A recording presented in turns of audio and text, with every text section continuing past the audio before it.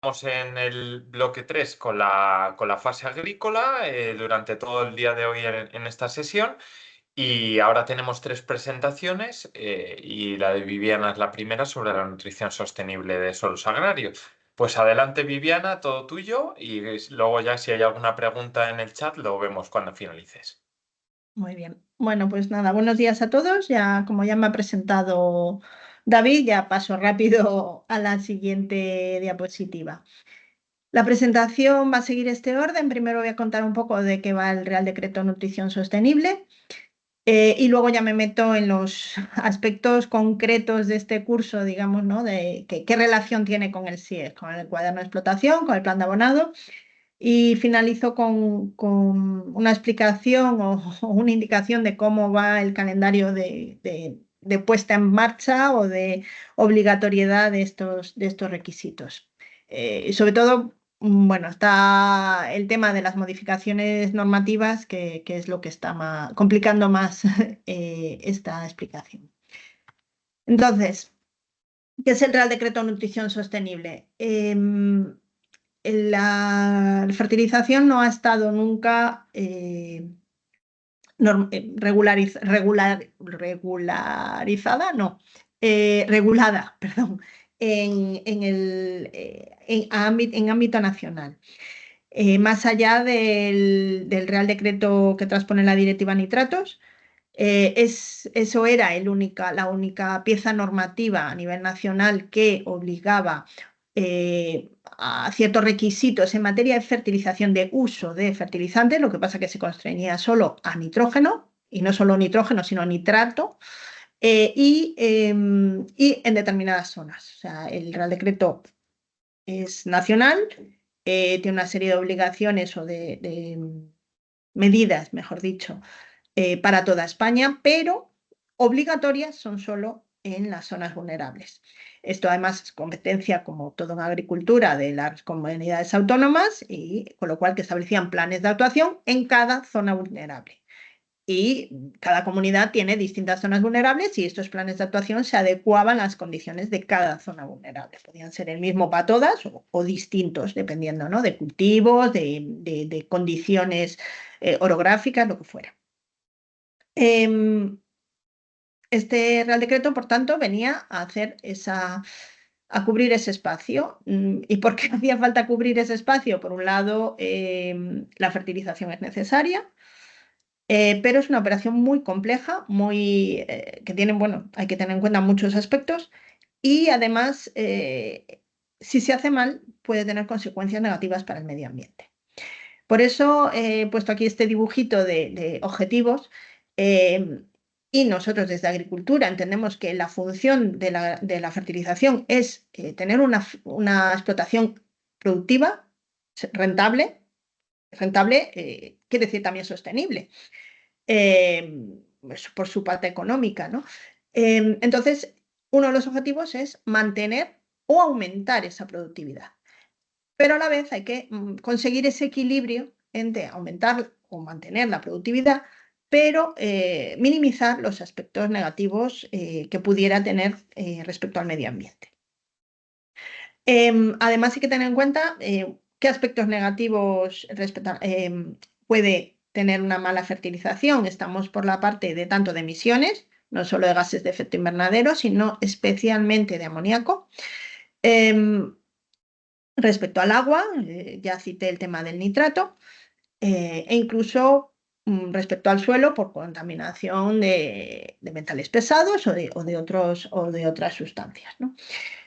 El Real Decreto quiso dar un enfoque global, o sea, tiene un enfoque global, no solo se centra en este cultivo de mi explotación, sino toda la explotación, cultivos anteriores, condiciones del suelo, del clima, y se estructura por materiales.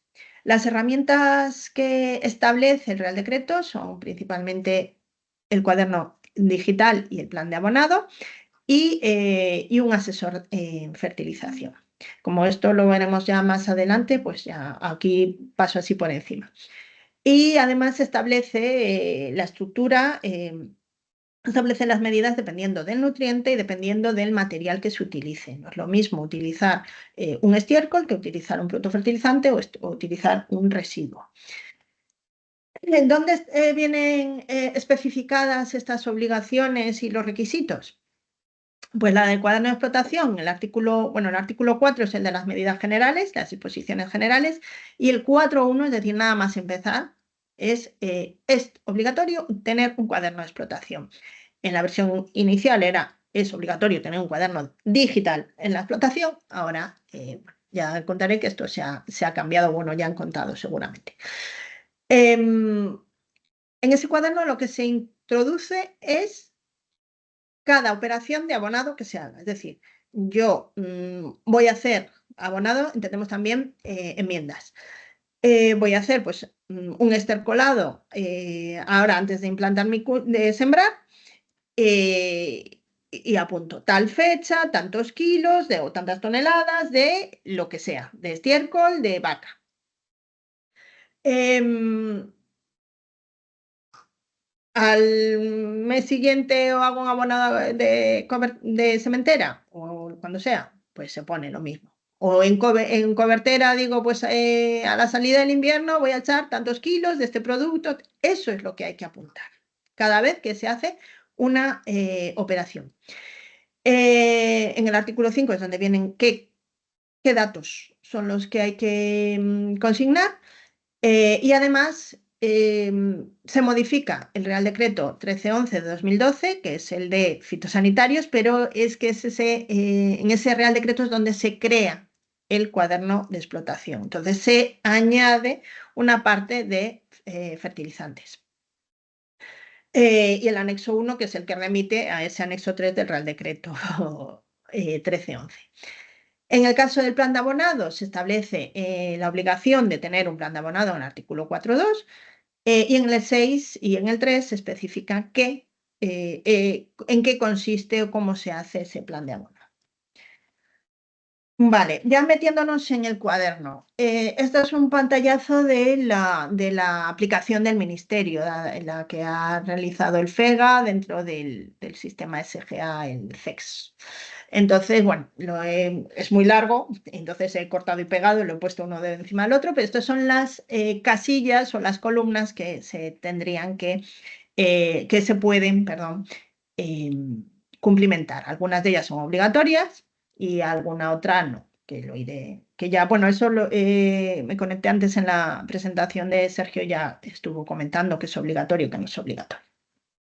Bueno, entonces, en el caso de fertilización, el cuaderno, ¿qué se pone cada vez que se hace una operación de fertilización? Pues en cada recinto, hoja de cultivo, TGC, se pone la fecha, qué superficie se ha abonado y luego pregunta si se han utilizado buenas prácticas. ¿Sí o no? Si es sí, hay un catálogo donde se establecen qué medidas son. Estas medidas, me está costando aquí. Vale, estas medidas se despliegan. Entonces, el agricultor puede señalizar cuál de ellas ha aplicado.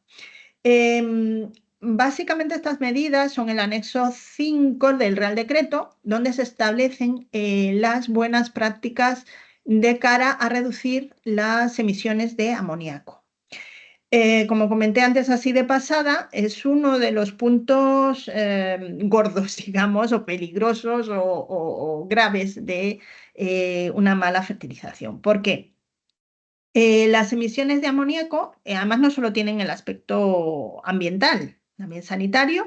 El amoníaco es un gas contaminante e incluso el económico. O sea, yo puestos desde la parte rentable de la explotación, es decir, un agricultor aplica urea porque quiere echar una cantidad X de nitrógeno al cultivo.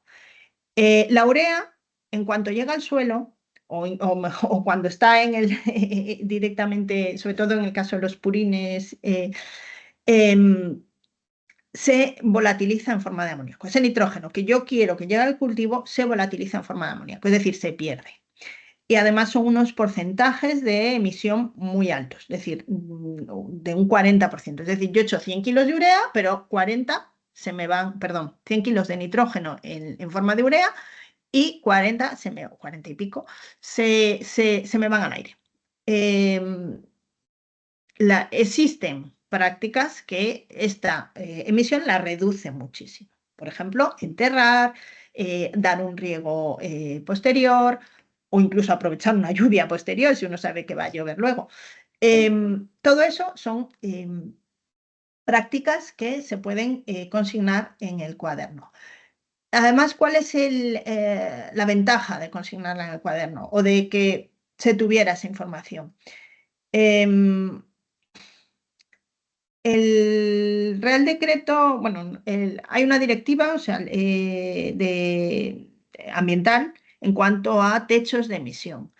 El amoníaco es un gas que es prácticamente de forma exclusiva lo produce el sector agrario, tanto ganadería como agricultura. Esto quiere decir que si España, como Reino de España, excede sus límites en cuanto a la emisión de amoníaco, que como he dicho es un gas contaminante, que además tiene consecuencias directas en la salud, si incumple, nos ponen una multa. No solo que nos pongan la multa, los límites existentes ya, o sea, el compromiso que tenemos de reducción para el año 2020 se había superado. Hay una senda de cumplimiento que había que reducir un 3% respecto a las cifras de 2005 para 2020 y un 16% para 2030. En 2020... Eso Alfonso a lo mejor. Alfonso. Ana, te estamos oyendo. Entonces, en 2020 ya incumplíamos. La Comisión Europea nos envió lo que se llama un piloto, es decir, una advertencia de, oiga, usted está incumpliendo, a ver qué va a hacer, porque si no, le demando. En ese tiempo se puso en marcha, supongo, bueno, no sé si ustedes conocen, el Ecogan. Ese es un sistema que ha hecho el Ministerio, donde las granjas, en principio fueron las de porcino, luego entraron las de las avícolas y en breve, no sé si ya han entrado o están en breve, las de vacuno intensivo. Ahí las granjas deben especificar qué mejores técnicas disponibles se están aplicando. Estas mejores técnicas tienen asociadas unos coeficientes de reducción de las emisiones. Es decir, si un ganadero está retirando con X frecuencia el estiércol o ha implantado un sistema de alimentación determinado, las emisiones que se le imputan a esa granja no son las del 100%, sino va reduciendo. Con este conocimiento y esta información que se tiene o que se tenía ya el año pasado, se contestó a la comisión, se corrigieron los inventarios de gases contaminantes y ese piloto, esa advertencia de la comisión se ha eliminado, se ha retirado. ¿Qué quiere decir esto? Pues que no nos van a demandar y que no va a haber una condena del Tribunal de Justicia, como sí ha pasado con la Directiva Nitratos, y no se van a exigir medidas adicionales, porque un lado puede decir, bueno, pues que pague España, que es dinero de todos, pero que pague España. A mí no me afecta, mi actividad sí afecta. ¿Por qué? Porque el Ministerio de Medio Ambiente nos obliga a hacer reducciones, o sea, a poner limitaciones. En el caso de la urea, ¿qué pedían? Que se prohíba el uso de la urea. La urea es un fertilizante que, como sabrán, es el más barato en cuanto a unidad fertilizante de nitrógeno. O sea, la urea se ha puesto carísima, pero sigue siendo un abono con una cantidad muy grande de nitrógeno. Por lo tanto, la relación precio-unidad de nitrógeno es interesante y es un abono muy utilizado en España. Entonces, el saber que si se usa urea, sí, se usa, pero se usa bien. Entonces, no emite. Que además, lo repito, de cara al agricultor también le interesa que ese nitrógeno no se pierda porque se está pagando por él y se está pagando mucho. Bueno, a lo que iba. Eso en cuanto a las buenas prácticas. La siguiente columna solicita cuál es el material fertilizante. El material fertilizante puede ser o un producto fertilizante, un estiércol, un residuo. Estos son catálogos que se despliegan y que el agricultor puede seleccionar.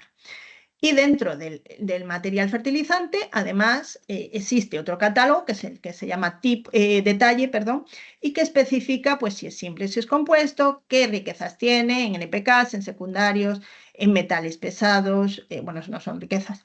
Eso sería en el caso de residuos cuando es obligatorio, si tiene inhibidor, etcétera. Además, bueno, hay otra serie de solicitud de información, por ejemplo, en el caso de estiércoles y residuos hay que decir quién lo ha suministrado. Bueno, la materia orgánica, macronutrientes, esto viene ya en se cumplimentaría por defecto si se hace dentro del otro catálogo que enseñé del detalle. Esto en cuanto a lo que se utiliza, pero luego nos interesa también saber cómo se utiliza. Es decir, la información sobre la aplicación. Lo que está en otro más clarito no es obligatorio cumplimentar. Lo que sí es muy importante es saber cuánto es la dosis. Yo sé que he utilizado un NPK, por ejemplo, un triple 15, pues saber si he echado 100 kilos o 500. Bueno, ¿qué quiere decir tipo de aplicación? Pues si ha sido un abonado de fondo, una enmienda, una abonada de cobertura. En el caso del método, pues si es enterrado, perdón, si es esparcido en general, localizado, si se ha enterrado, si no, si es mediante el riego. Este es el tema que antes comentaba del enterrado. O sea, por ejemplo, saber si se ha enterrado o no se ha enterrado permite conocer también las emisiones, o sea, saber si se puede aplicar esa reducción en las emisiones de amoníaco, por ejemplo. También en el cuaderno se nos pregunta si tiene un plan de abonado o si no lo tiene. Antes dije que era obligatorio el plan de abonado, pero no siempre. Hay unas excepciones, entonces por eso hay explotaciones que no necesitan realizar ese plan de abonado. En el caso de que se apliquen lodos, la normativa de lodos obliga a tener un documento específico, o sea, esto es el gestor el que se lo tiene que entregar al agricultor. Y también es obligatorio un asesoramiento en determinados casos, cuando hay que hacer un plan de abonado. Y en el caso de que lo haga un asesor, este asesor a partir de 2026 tiene que estar inscrito en un registro y la fecha en la que se realiza ese asesoramiento. Como dije antes, además se intenta dar un enfoque global, por lo tanto la fertirrigación también entraría dentro de este aspecto, porque una de las principales herramientas para reducir las lisiviaciones de nitratos, y aquí voy a lo mismo, al agricultor no le interesa que el nitrógeno que está pagando se vaya al agua subterránea. Le interesa que el cultivo tome cuanta más parte de ese nitrógeno mejor. Entonces, una de las cosas, como he dicho, de las herramientas principales para reducir esta lixiviación, este riesgo de lixiviación, es gestionar conjuntamente el agua y el nitrógeno. Es decir, hay que conseguir que la planta tome el nitrógeno, o sea, darle ese nitrógeno cuando más lo necesita, porque hay mayor garantía de que lo tome.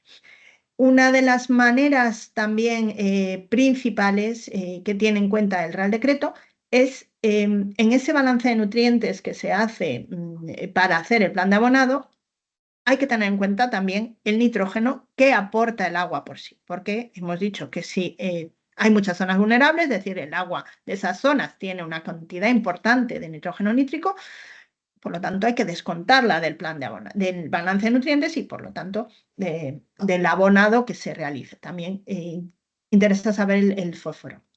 Y hay una serie de buenas prácticas que también vienen en un catálogo, pues eso, ajustar la dosis y frecuencia, tener en cuenta el nitrógeno ya, utilizar el riego localizado cuando se haga el riego por inundación, hacerlo de una manera determinada, etcétera. Todo esto viene en un catálogo que igual el agricultor puede especificar. ¿Qué es el plan de abonado? El plan de abonado le indica su nombre, se planifica cómo se va a hacer ese abonado. Y se basa en un balance de nutrientes. El balance de nutrientes lo que tiene en cuenta es, por un lado, las necesidades del cultivo. Yo sé que mi cultivo espero este rendimiento, o sea, un rendimiento medio. No voy a decir, bueno, yo sé que en el siglo pasado hubo un año que se llegó a no sé cuántas toneladas. No, lo que es habitual. Y respecto a ese rendimiento esperado, se sabe qué necesidad de nutrientes tiene el cultivo y una vez que tengo las necesidades, tengo que ver de qué dispongo. ¿De qué dispongo? ¿Por qué? Pues porque he realizado un estercolado el año pasado, porque yo mi cultivo lo he enterrado o he utilizado una leguminosa el cultivo anterior, o porque en mi agua de riego lleva no sé cuánto de nitrógeno. Con eso tengo lo que necesito, tengo lo que ya tengo, le resto lo que ya tengo y entonces sé lo que tengo que echar. Y eso que tengo que echar, yo calculo, bueno, pues es que además, pues voy a utilizar este producto en sementera, este producto en cobertera, voy a hacer 3 coberteras, voy a hacer una, porque voy a utilizar un inhibidor, lo que sea. Eso se planifica. Y con lo que se planifica, ya en la campaña en sí, ya hago realmente un abonado de sementera y una o varias coberteras, dependiendo. Y eso es lo que voy a poner en mi cuaderno, lo que realmente hago. El Real Decreto también contempla que no, una serie de tolerancias, tanto para el nitrógeno como para el fósforo y para el potasio, y también contempla que no siempre salen las cosas como uno prevé. Es decir, yo estoy haciendo un seguimiento del cultivo y veo que va mucho mejor de ese rendimiento esperado, pues porque ha llovido bien, porque he sembrado. El Real Decreto prevé, pues eso, unas tolerancias y también prevé que en ocasiones haya que cambiar el plan de abonado. Bueno, ¿qué hay que incorporar en el cuaderno? El cuaderno, por un lado, como dije antes, nos pregunta, ¿ha hecho usted plan de abonado? ¿Sí o no? No es en determinados casos que no es obligatorio. Es decir, cuando, pues cuando no haya que fertilizar, o sea, una explotación, por ejemplo, pues unos pastos que no se fertilizan, pues no hay que hacer plan abonado, evidentemente. Y las pequeñas, que no recuerdo si eran hasta 10 hectáreas, perdonadme, porque no me, como hemos cambiado ya tantas veces, estoy buscando 10 hectáreas, efectivamente, secano o cultivos forrajeros o para autoconsumo. Vale. En ese caso no hay que hacer plan de abonado, pero en el caso de que sí haya que hacer plan de abonado, en un inicio habíamos dicho que había que adjuntar el plan de abonado al cuaderno. Eso ya no es obligatorio. Lo que sí se obliga es a incorporar una serie de datos que, por un lado, permiten saber que lo que se especifica luego en el cuaderno de tratamientos realmente realizados se corresponde con ese plan. Y por otro lado, que ese plan existe, o sea, que se ha hecho un plan porque se pregunta pues, el objetivo de producción, cuál era el cultivo precedente y si ha habido asesoramiento, si se ha utilizado una herramienta informática o no, en qué fecha se ha hecho y si el número de refer en el caso de que el asesor esté registrado. En cuanto al calendario, bueno, cuando se publicó, se aprobó el 27 de diciembre de 2022, se publicó el 29, entraba en vigor a los 2 días, el 1 de enero, pero los efectos eran a partir del 1 de enero del 24.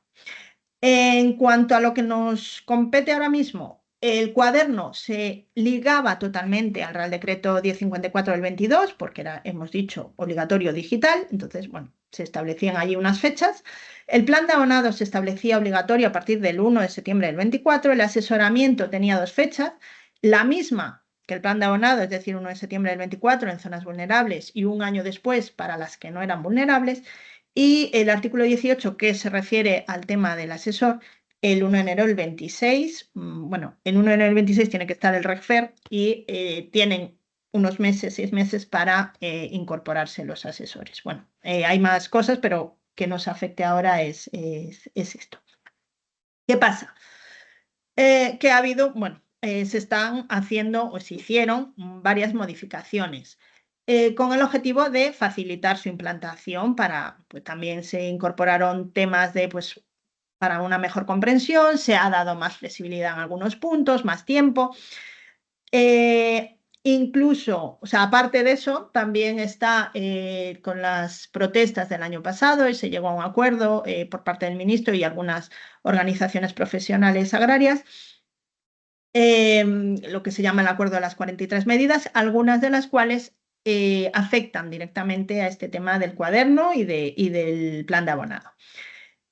Hay dos que ya se han publicado, dos modificaciones, y estamos con una tercera que está todavía en marcha. ¿Cuáles son estas que están pendientes? Bueno, por lo pronto, el cuaderno deja de ser digital y pasa a ser obligatorio en papel. La propuesta está puesta en un color distinto. Esto que está más verdecito son aspectos que están ahora mismo incluidos en el proyecto normativo, pero que no han sido aprobados, y mientras no se aprueben, pues no hay que tomarlo pues como muy provisional, ¿no? Entonces, la propuesta es que empiece a ser obligatorio en papel el 1 de enero del 26. Es voluntario digital. Se retrasa un año la obligación de adoptar el plan de abonado, eso es lo que dice el acuerdo del ministro, con lo cual, si antes era el 1 de septiembre del 24, perdón, pasa al 1 de septiembre del 25. ¿Por qué hay otra fecha puesta ahí? Porque en el trámite de audiencia varias comunidades autónomas y organizaciones profesionales agrarias abogaron por una graduación en esa entrada en vigor del plan de abonado. Entonces, en la propuesta actual se mete otro año más para aquellas explotaciones de hasta 50 hectáreas y que sean de secano.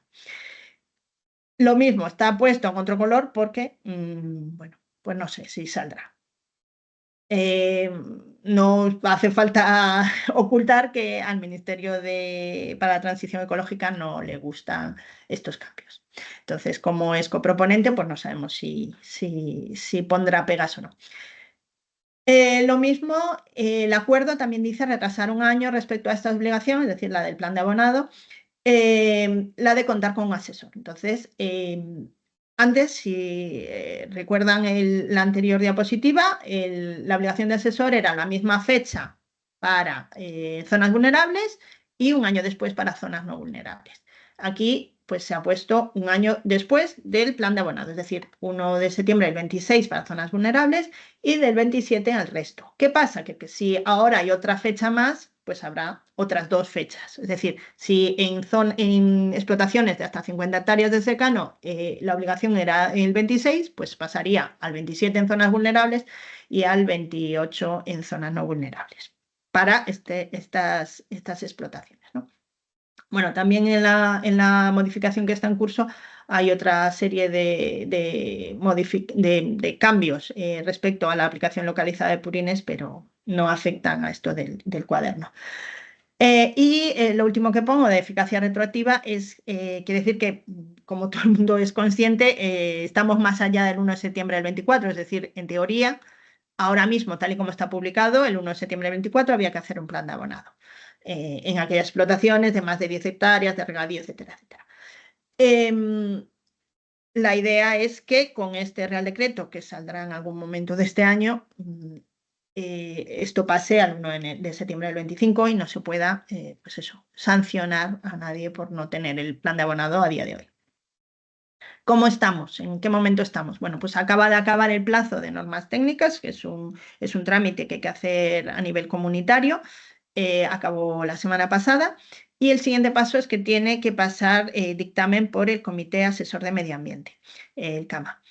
Ya está solicitado al MITER, que es el órgano, o sea, es el ministerio competente en este tema, que lo convoque, y estamos pendientes de que nos den fecha. Las observaciones que haga el CAMA, o sea, este trámite es preceptivo pero no vinculante, es decir, las observaciones que se hagan no es obligatorio tenerlas en cuenta. Generalmente, si se consideran adecuadas, evidentemente se tienen en cuenta. Luego, se necesita informe del dictamen del Consejo de Estado, que también suelen ser unos 2 meses, y luego al Consejo de Ministros. En todo este trámite pues puede sufrir cambios, y por eso lo de los dibujitos o las cifras que ponía o las fechas que ponía en otro color, porque no se sabe cómo va a quedar.